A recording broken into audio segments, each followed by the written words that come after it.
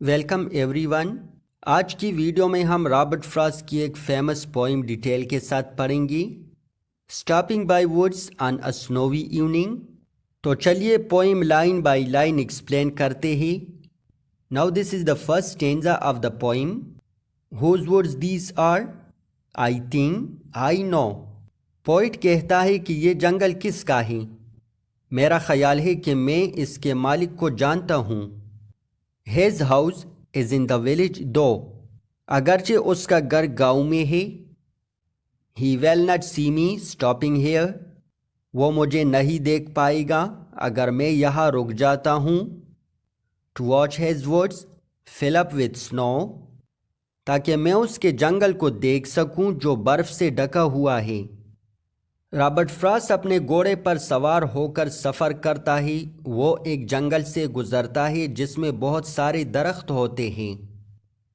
جنگل کا نظارہ بہت خوبصورت ہوتا ہے اور برف باری بھی ہوئی ہے.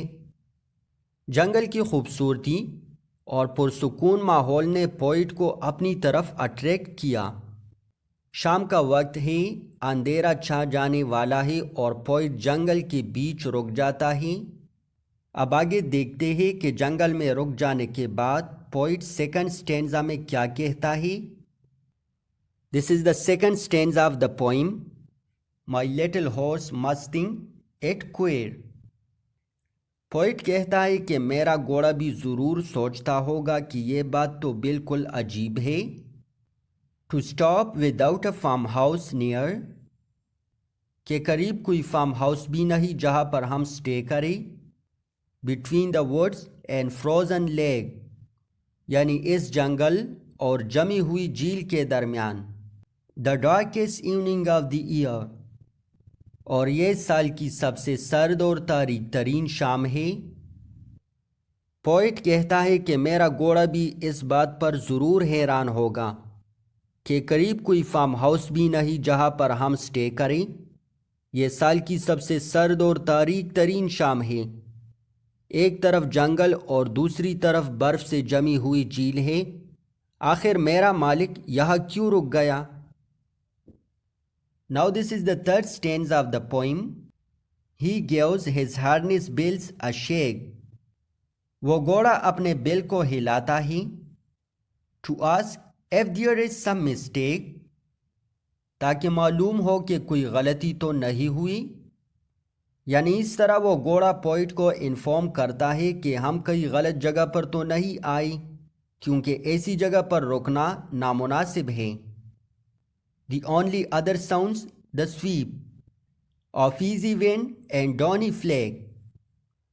بیل کی آواز کے علاوہ اس جنگل میں صرف ایک ہی آواز ہے، یعنی ہوا کے چلنے کی آواز اور برف باری کی آواز.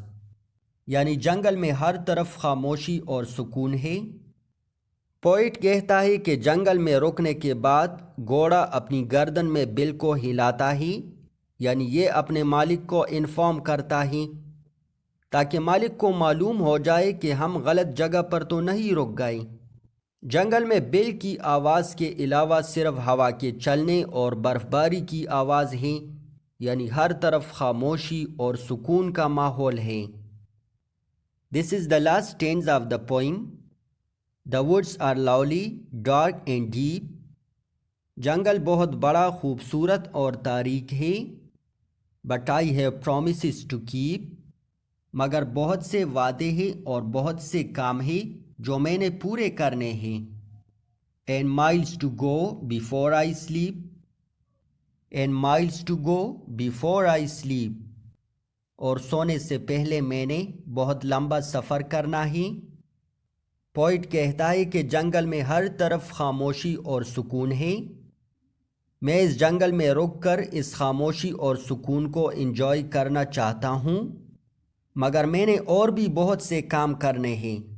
میری کچھ رسپانسبلٹیز ہیں جو میں نے پوری کرنی ہے. میں نے کافی لمبا سفر کرنا ہے، اس لیے میں یہاں رک نہیں سکتا. آئی ہوپ کہ یہ ویڈیو آپ کے لیے ہیلپ فل رہے گی.